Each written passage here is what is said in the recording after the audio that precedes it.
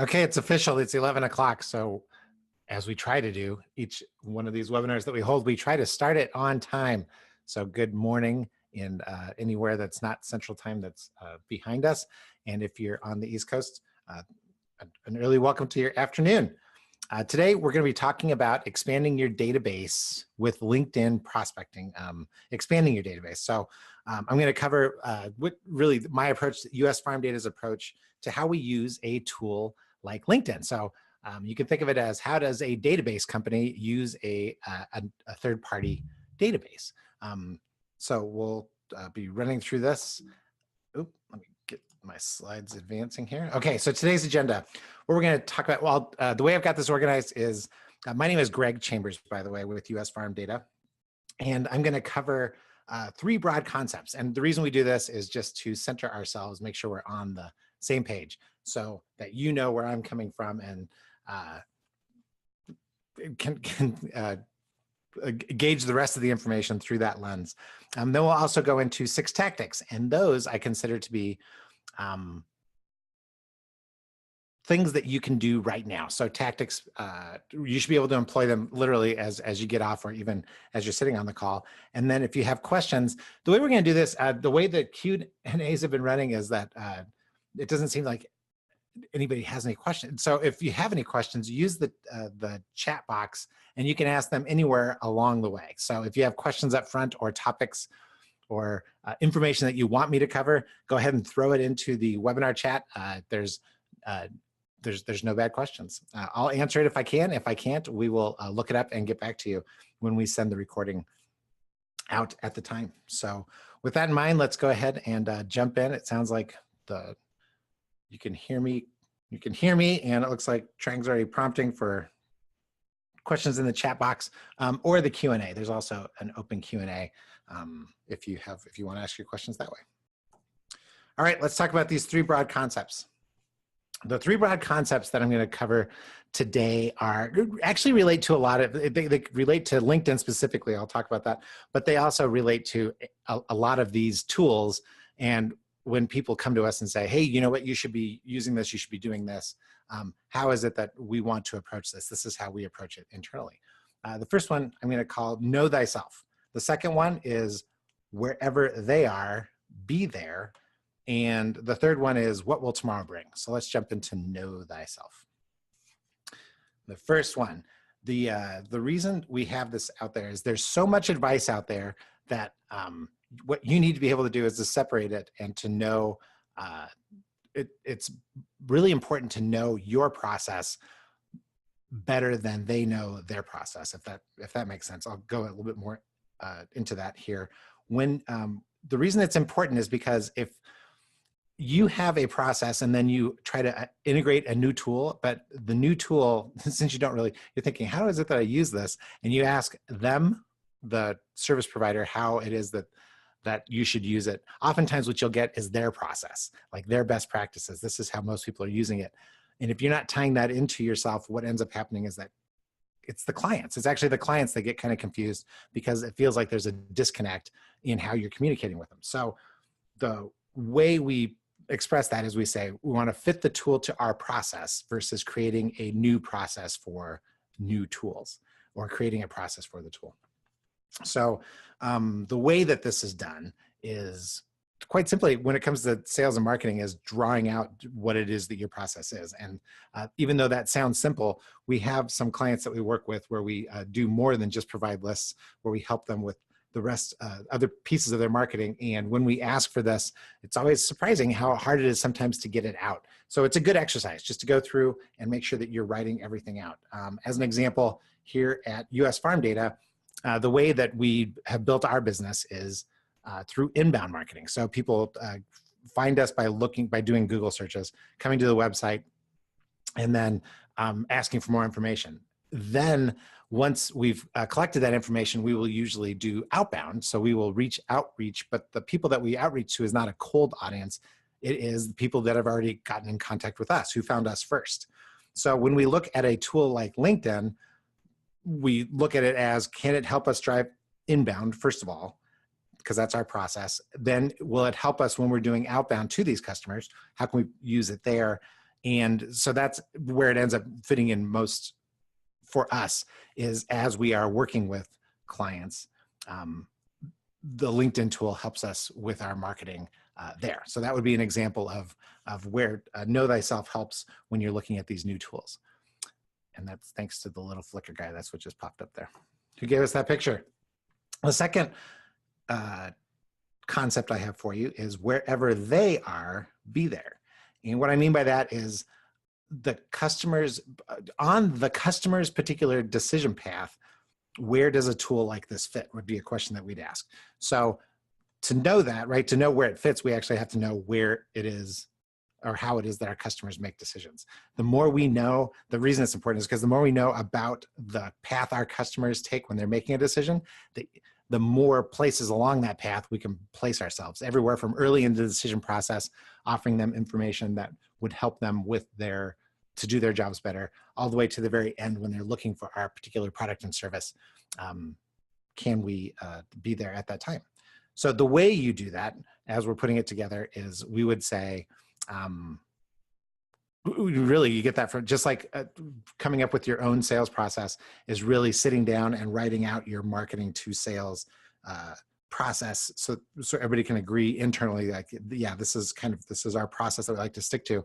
We go to the customers and we say, how did you make this decision? And really the key question there is before we met. So before you were working with us, how is it that you, came to the conclusion, A, that you needed our service, or, B, how did you find us? So in our case, it's usually how did you find us? But in your case, if you're out knocking on doors, it may be useful to walk them through. They say, you know what, you were the one that introduced it to me. So when you know about their process, and really you can't know too much about that process, look at a tool. So in this case, like LinkedIn, if you're targeting owner operators, I can make a case for, there's probably, we can find evidence where they would be active in their LinkedIn feed. So they're actually active on LinkedIn. So maybe I want to be in that LinkedIn feed. But landowners, harder to find on something like LinkedIn. And then can we be in front of them on their LinkedIn feed? A little bit tougher. So an example there is we get consultant calls all the time. And a LinkedIn consultant says, I know, Greg, I know there's people making thousands on LinkedIn every day. You need to be there because all your prospects are on there. And when I ask for examples, like where does it fit in? Because this is what I'm thinking of is, I wonder where in my customer's decision process we'd be able to fit in there. The examples that she was able to give me were all consultant to consultant. And those people are really active. I'm right with them on that, I'd say. Yeah, that makes sense, right? It's kind of like finding owner operators. It makes sense.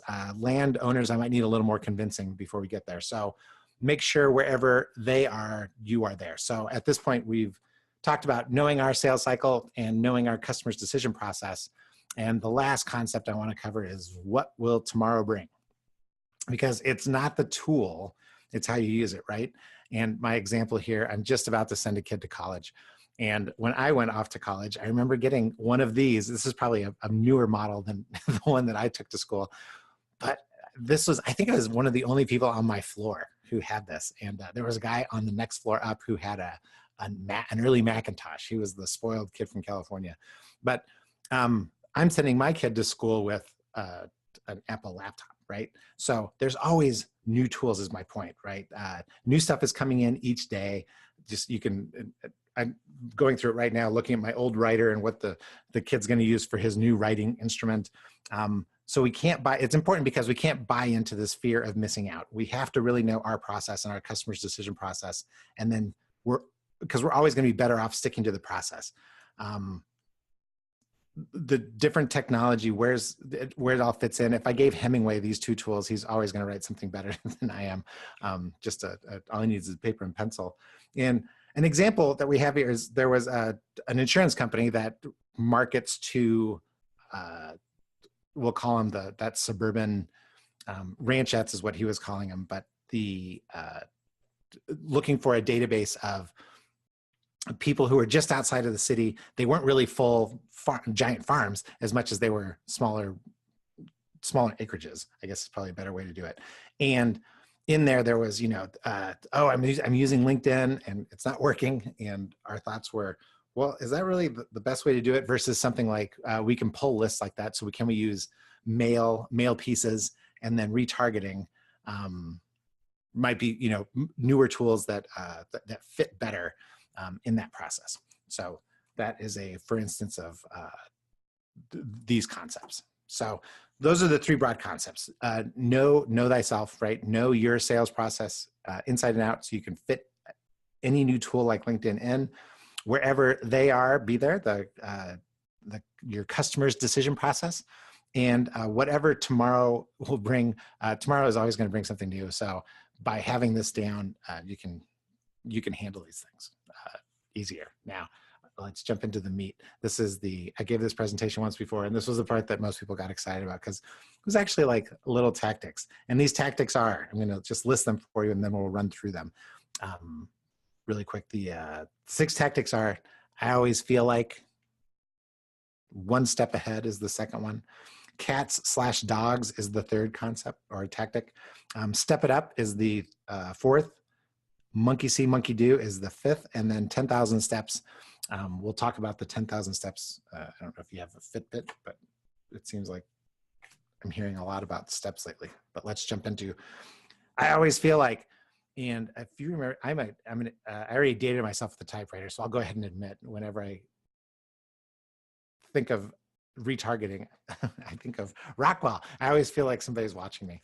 And so website retargeting, this is the easiest way to use LinkedIn right now. What it is you advertise to people who've already been visiting your site.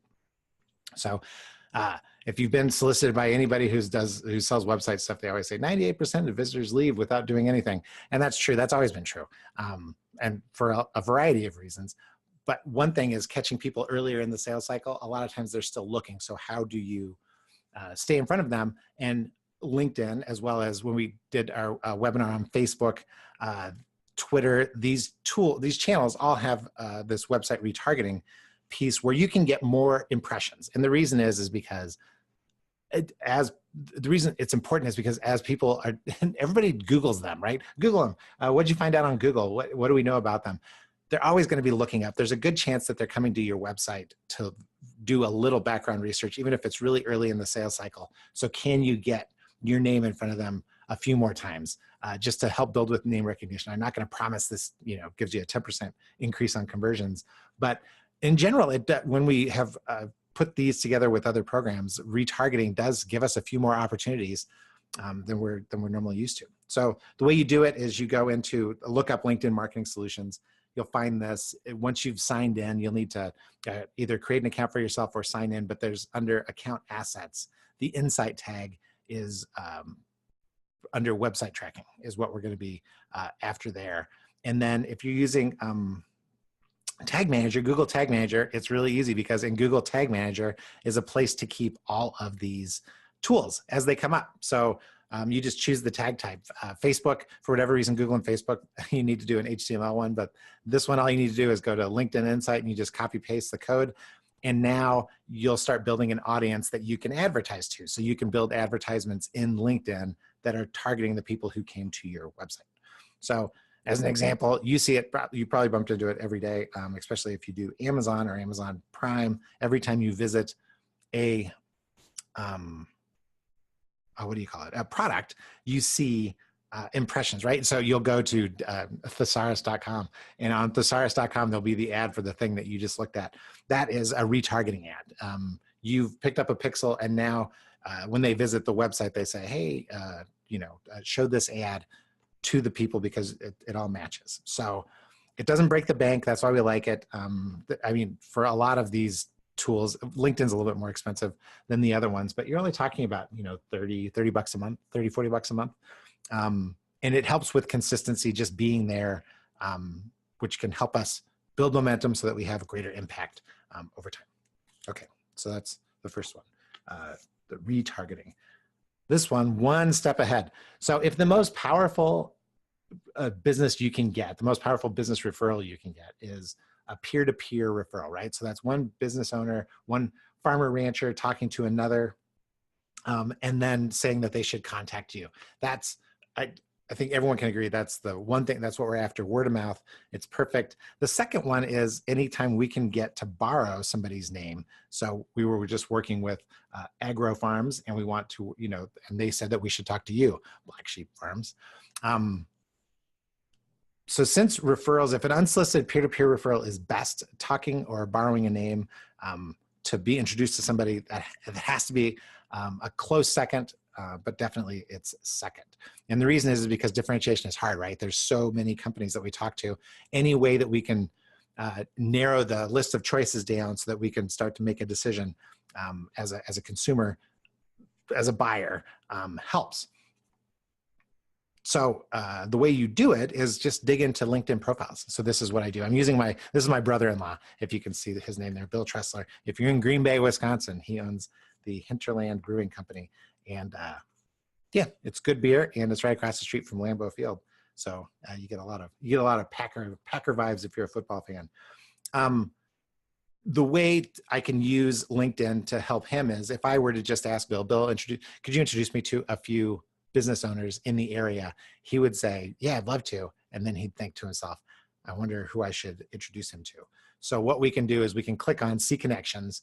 That will bring up all filters up on the very top. So over here where it says custom printed apparel, you can see there's a little ad. People will show up. You can click on all filters. And now we're searching the connections of Bill Tressler, which you can see in the lower left. And I could put in CEO, and I can say I want his, connections that are second level. That's to you, right? So I can either look for first connections, which are people who we share together, or second connections, which are people that are probably connected to me through Bill, is the way LinkedIn has that done. And once I get those set in, it gives me a list of names. So if I'm heading up to Green Bay and I say, Bill, could you introduce me to some people? I can pick down, and on the bottom, I just happen to know that her name is Kate. And so I say, can you, would you be able to introduce me to Kate? Or if you can't introduce me, if I call on Kate, is it okay if I use your name? Would be language that I might use for that. That should help him. And are there other people that I should talk to? I might say to Bill. And Bill would say, oh yeah, I will definitely talk to Kate, use my name. And then let me think of some other people. I'm like, okay, well, do you think that, Rick or Richard, I'm not sure what his name is, at the camera corner would be good? What about the CEO at NewCap? NewCap, would she be a good person too? And so what I've done there is I've taken it from Bill, can you introduce me to some people, down to people that I'm prompting him with names so that he can come up with better names, like, oh, don't talk to Rick, that guy's a jerk, but you might want to talk to Joe. He'd be better off for what you're trying to do as you're trying to introduce yourself around town. The way that I always used to describe this is with favorite song. If I went to Bill, he's a big Grateful Dead fan, and I said, hey, Bill, what's your favorite song? What's your favorite Grateful Dead song? Right? Those are two different questions. What's your favorite song? Hard for him to pick. What's your favorite Grateful Dead song? It's probably, in his case, it's probably harder for him to pick. He's such a fan. But it's like, Bill, you saw them at Alpine Valley not too long ago. What was your favorite song that that they played that day? Makes it a little bit easier for his brain to start working and to work for me. So LinkedIn is a perfect tool for that. So that's what we've covered so far, right? Is retargeting. You use it for networking one step ahead. This one, cats/dogs. So as we're doing our searches, one of the things that all database, so you think like, why would a database person do things differently? We are habitually have been using Boolean logic for decades, right? Boolean logic would be this and. So inside of that same search, those same searches, you can see here what I've done is down towards the middle bottom, there's a blue check mark where it's farming. So it's farming industry, and I'm looking for, say, owner managers. This is I just kind of made up this example, but if I wanted people who are listed as owners and managers, that would be one search. Or I could do owners or managers, which would give me one or the other, right? So the first one has to be both. The second one is one or the other. And then the last one, owner, not manager. So maybe somebody who is an owner, but they've never been a manager. I don't know why you'd want that. What it does is it makes for better searches. It gets you deeper into the database. As you start clicking, you have to go through the same results over and over again. This kind of like adding extra search terms in Google. This is a way to, which by the way, you can use Boolean logic inside of Google too. But it just helps you get better searches out of that database. And the example I gave, so this, the reason I hit is cats and dogs is because I found this graphic that describes Boolean logic pretty well, right? And is both terms, or is either term, and not is just one of the terms. It won't pull up both of the terms. So an example that I came up with is if I were looking for sales-friendly CEOs and presidents, how would I do a search like that? Using a title, I would say maybe I want CEOs that have also had the title of sales, right? So sales and CEO. And that would give me maybe somebody who's a little friendlier towards the ideas of CEOs. So that's my little hint. Inside here, this is like bonus. This is like number 7. When I was doing this search, the one thing that popped up is at the top, sometimes look at those URLs, because every once in a while when you look at that giant URL, I had to cut and paste this into another document. But when you're looking at that URL, you can see the operators inside of there too. And it so happens that this URL for this search that I did on the free version didn't have anything, but on the paid version, the Sales Navigator, it did give me results that were linkedin.com/sales/ and there was a whole bunch of other stuff in there. And then it said, and count equals 25. Looking at the results page, guess what happened? There's 25 results that it was showing. So just a quick little, a quick little hack. I changed it to 50 and I get to look at twice as many records as we're scanning through. So it helps me go through the database maybe a little bit faster. So that's that's a for what it's worth in there. But speaking of the paid version, that's what Step It Up is. So let's see, I've got 1, 2, 3. This is the 4th tactic I've got for you, Step It Up. Consider investing in the paid version. Usually they give you a free trial for it. But it's worth investigating, mostly for these reasons. It's, I think $80 is what the last, I just looked at it this morning. It was $80 for me. I don't know if they do any of that variable pricing, or maybe they're going to charge you, since you guys are so great, they'll charge you $160 a month. But I think it's just $80 for everybody.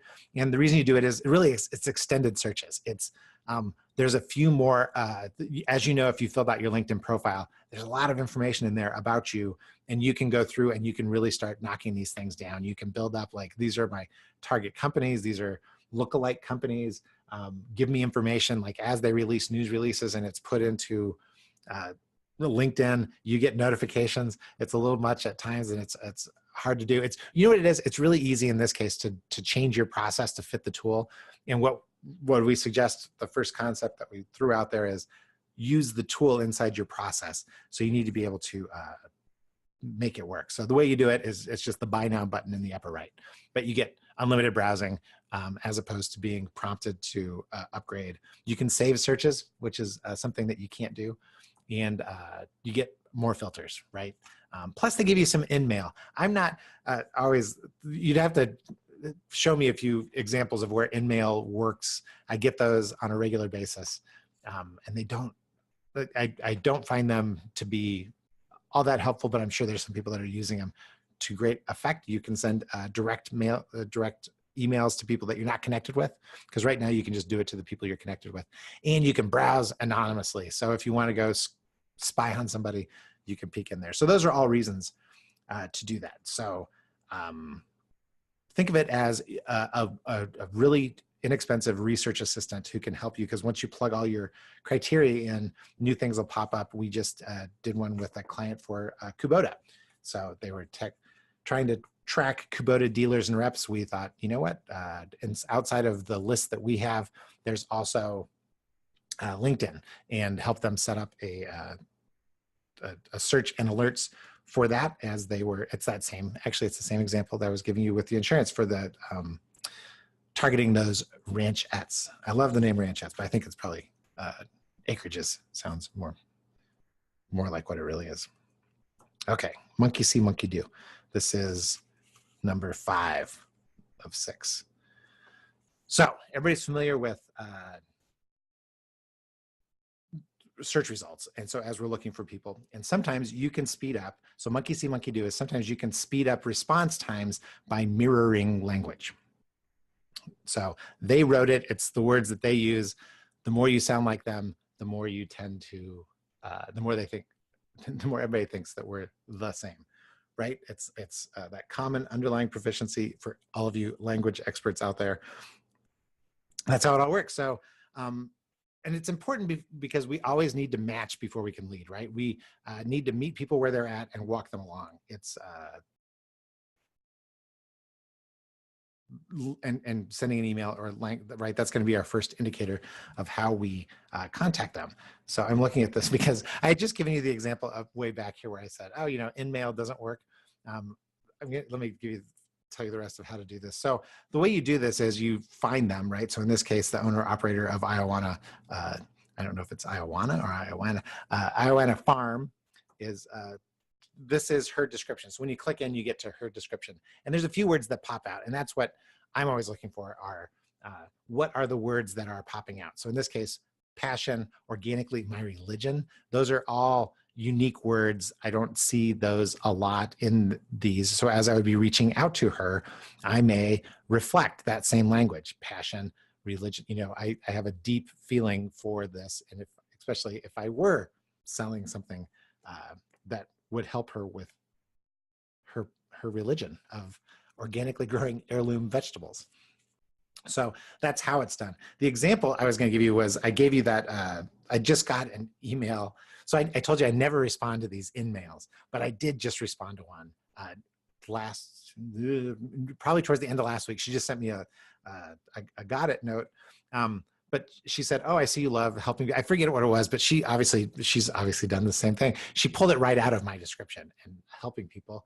And even though I'm not interested in her services, I still sent a note saying, I'm not interested, but good luck to you.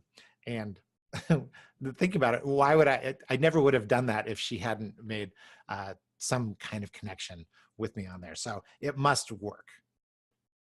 Is it the thing that's going to separate you from everybody else? Maybe, right? And that's why we do these things. Last tactic. So you've hung in with me for 25 minutes at this point. This is a way that we can use an actual approach list of how we do this. 10,000 steps. If you are familiar with this, everybody was talking about these Fitbits and 10,000 steps. I need to get my steps in. I was just with my parents this weekend, and they both have their Fitbits and they're obsessed. 14,000 steps is how they've just defined it.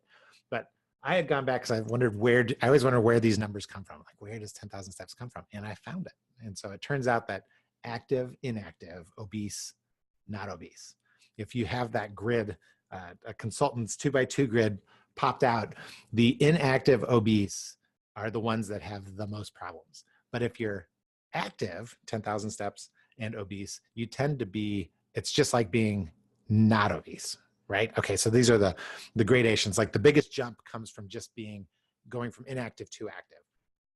And where is that? It turns out it's 10,000 steps when they went back and measured those people that participated in the studies. So what does that have to do with LinkedIn? Good question. And Greg's answer is we use something similar. We call it the rule of 30.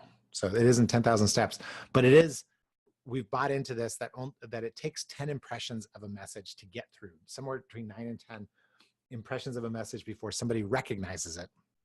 And so if we're trying to get in front of new clients, we think 1 out of 3 of those messages is going to get through. So we need to plan on how do we do 30 touches with a customer. And so the reason it's important is because if you can break something down to a process like this, right? Like figuring out the 10,000 steps, you're going to build momentum because you'll be less distracted by the ups and downs of what goes on in between. So when we're drawing this out for LinkedIn, we went ahead and this is an 11-step approach that we take, or 11 impression approach. So so it's not steps, it's 11 impressions. The first part is this 2-impression intro. To us, an impression is every time they can hear about us, right? So if you're leaving voicemails, if you're hanging up and not leaving voicemails, I would put a plug in for make sure they at least know which company you're calling from, and email. And the reason is because you're trying to get this rule of 30, get the impressions out. The third one, LinkedIn InMail is it's not a horrible way to go to reach out, because now they've seen your company name and maybe your name 3 times. And then the 4th impression, let's drop them a postcard. Generally, especially if you're using the US Farm Data Database, you've got a decent postcard that you can drop out to them that may even drive them back to your website where you can get a few more impressions because you've implemented retargeting as we described in Tactic 1. Then we do another double impression. So the 5th and 6th impressions are voicemail, another email. Impressions 7, 8, 9, and 10, another LinkedIn mail, an email, a call. And so that's the 10, right? We know that probably 1/3 of those got through and we're still a ways away. So hopefully the retargeting is helping us, right? That's why we try to integrate all these tools together to get the most out of them. And then but it was pointed out, Greg, you should tell us about like the one thing, which is magic number 11. So the last piece on this, if we got to get back in front of them 10 more times, right? Or 30, 20 more times to get our 30 impressions to have a shot at doing business with them, we're gonna have to come back later, right? I can't do 30 impressions using this approach right away. So I'm gonna spread this out over time. So how do I make sure that I'm able to come back? And that's, we use this door crack, like leaving the door cracked open. Email, or you can even do this via LinkedIn email. And the language is pretty simple. It works for us. Timing is everything. And I'll be back with new news. So when things change, or if something changes, or if something of interest comes up, I'll be back to you because, right, nobody wants to be bothered to death, right? But at the same time, if you're providing value to them in some way, shape, or form, in general, people will come back in with ideas. So that's it, right? That's the summary that we've popped out so far. The 3 big concepts, which were, how did I label these? Know thyself. That's fitting the tool to your process versus the other way, which is fitting a process, fitting a tool's process into like making it your own process. Wherever they are, be there is knowing your decisions, your buyer's decision process. And then there's always going to be new tools. So it's good to get this kind of a process down because you'll need to, you'll get these quite a bit going forward, new tools. So when it comes to LinkedIn specifically, there's 6 tactics that we would, if we were you, we would put together right now. The first one being set up the retargeting, because anybody visiting your website that's also on LinkedIn deserves to see your smiling face a few more times. Referral prompting, using LinkedIn to get better referrals, using the paid search, the Boolean search and the hacking. I'm sorry. So the Boolean search and the hacking is just getting better searches, but you can really get better searches when you upgrade your account because LinkedIn has hidden some very powerful search tools and techniques because it is worth something, right? In this case, they say what? It's worth $80, $12,960. It's worth at least $1,000 to most people. You can drive more value than that if you use it, right? Which goes back to making sure the tool fits in your process. On LinkedIn profiles themselves, mirror their language. It's a great way to break through the clutter and to maybe stand out. And then the rule of 30 approach. As with all things, you're going to, it's going to require, it's not a one and done, right? It's a process, not an event, is another favorite saying that we have around here. So find the process and stick to the process and don't rely on it being an event. Oh, I sent them a LinkedIn email and nothing happened. Be better at that. So that's how we use a tool like LinkedIn going forward. So if there are questions, I don't see any questions in the chat box, which is not uncommon, but as I chit chat, you feel free to type something in if there's something else you want me to cover or any of those slides that you want me to review or go into more depth with or give a different example on. But if you have, if you'd rather do that offline, because we have gotten some great calls of people that want to talk about their advice specific to their business or position, contact us and you can reach out to the website, to the email, give a call to the little bald person with the headset on, and by all means, find me and connect with me. Greg Chambers on LinkedIn, Omaha, Nebraska. I think I'm one of the only Greg Chambers in Omaha, Nebraska, and we can share ideas there. Thanks for attending, and if there's anything else, 1, 2, I'll give you to the count of 4. 1, 2, 3, 4. All right, have a great Thursday, and hopefully it's nice and cool where you're at because it's hot here. Talk to you later. Bye-bye.